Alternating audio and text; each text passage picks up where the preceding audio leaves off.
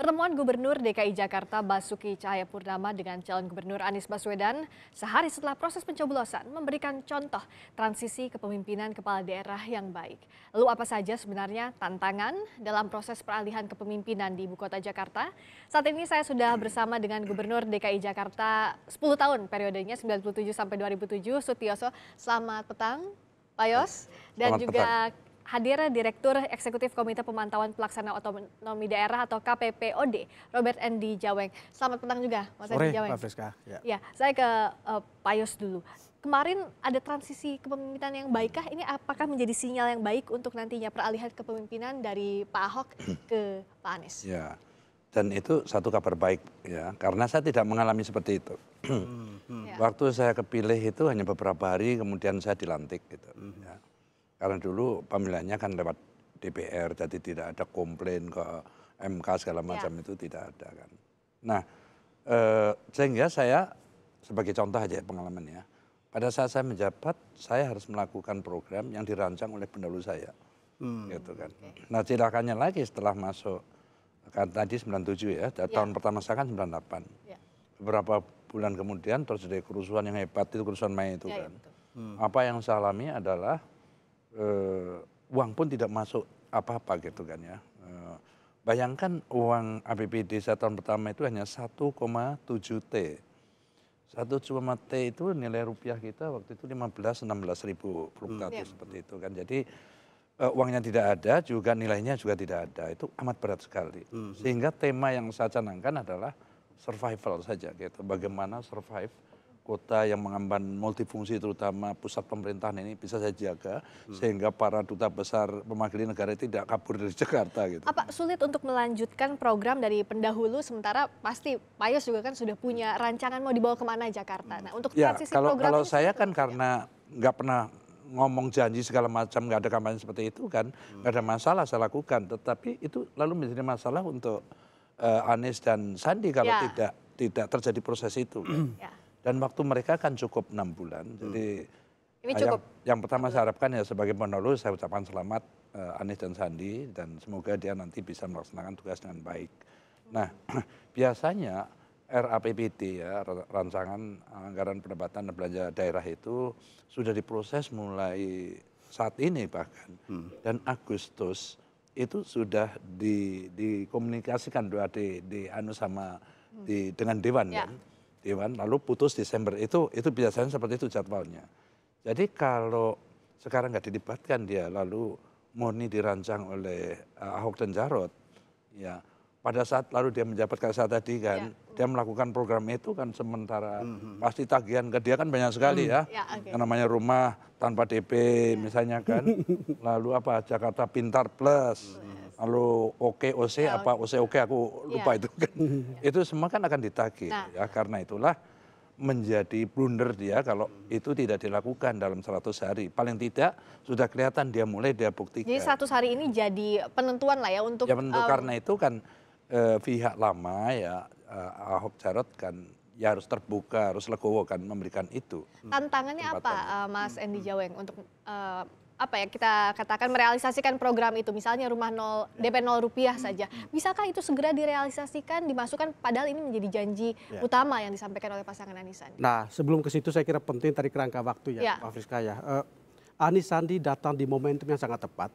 Hari ini sedang disusun RKPD, Rencana Kerja Pemerintahan Daerah, yang kemudian saya berharap pertemuan kemarin itu tidak hanya soal rekonsiliasi, transisi kepemimpinan, transisi pemerintahan dalam artian membicarakan agenda-agenda yang substantif. Dan karena lebih pentingnya itu ya substantif. Dan sudah mulai dari kerangka penyusunan RKPD, minggu depan Bappenas sudah Musrenbanas, setelah itu Jakarta akan menyusun RKPD, kemudian diikuti dengan KUA PPAS bulan Juli, September, Oktober itu APBD, jadi sekarang tinggal adalah Ahok dan Jarot mau tidak melibatkan, karena memang secara formal mereka masih menjabat, mau tidak untuk melibatkan, sehingga kemudian program-program Anies itu masuk, karena banyak program yang dibuat Anies sesungguhnya itu memang butuh diskusi yang panjang termasuk misalnya DP 0 rupiah.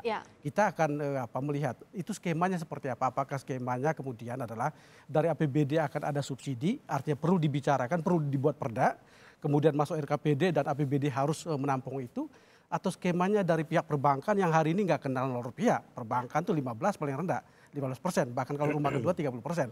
Atau skema dari pengembang misalnya. Nah ini semua harus didiskusikan. Kalau pilihan yang pertama berarti memang harus diwadahi dalam kerangka perencanaan RKPD, APBD, dan kemudian harus ada perda. Jadi Karena rencana secara teknis itu kita belum tahu ya. Iya, kita belum tahu. Kita masih sulit untuk komentari Dan itu. ini pentingnya adalah rencana teknis dulu, nanti seperti apa teknisnya, baru bisa dilaksanakan. Ya tapi memang kan kalau tadi saya ceritakan saya 1,7 kan.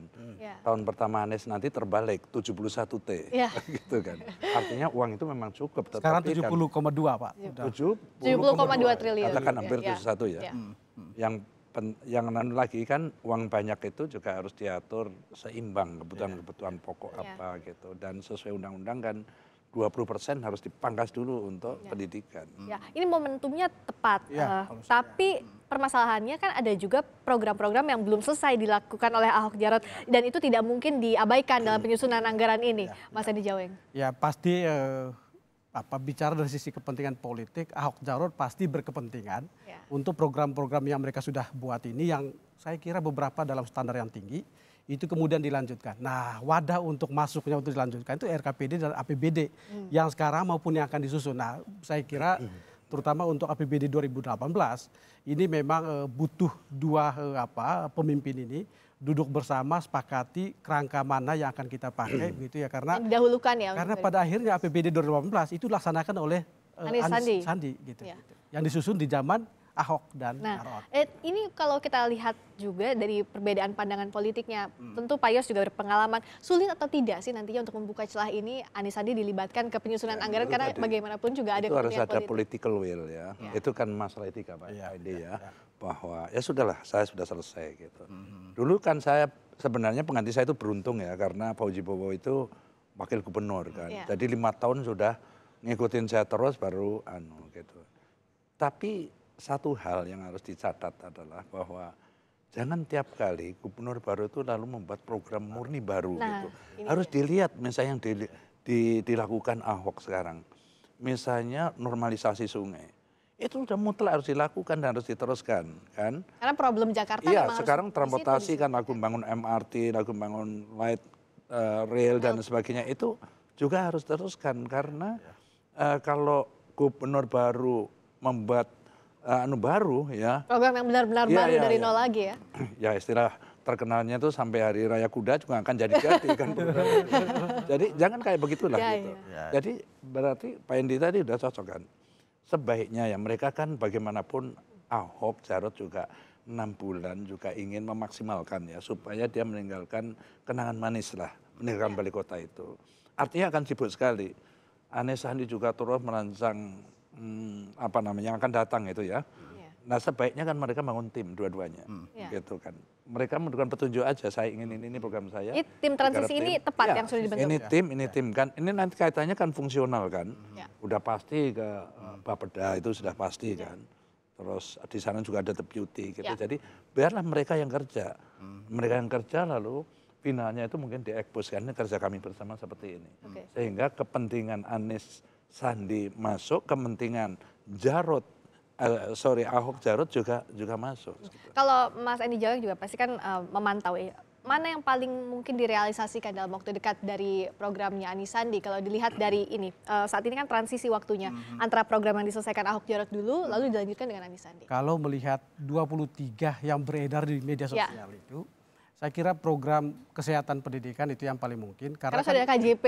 Iya, merevisi dan merevisi KJP, memperluas KJS begitu ya. Jadi saya kira ini masuk meskipun anggarannya saja yang harus dilihat karena anggaran untuk kesehatan hari ini 8,2, anggaran untuk pendidikan 17, rasa-rasanya dari sisi anggaran ini sudah mentok ini dari sisi anggaran ya. Ini yang perlu dicari dana dari mana untuk realokasi bagi perluasan dan revisi tadi. Kemudian isu-isu yang terkait dengan layanan investasi. Jakarta hari ini sudah punya PTSP yang sangat bagus, yang berbasis pada platform digital yang bagus.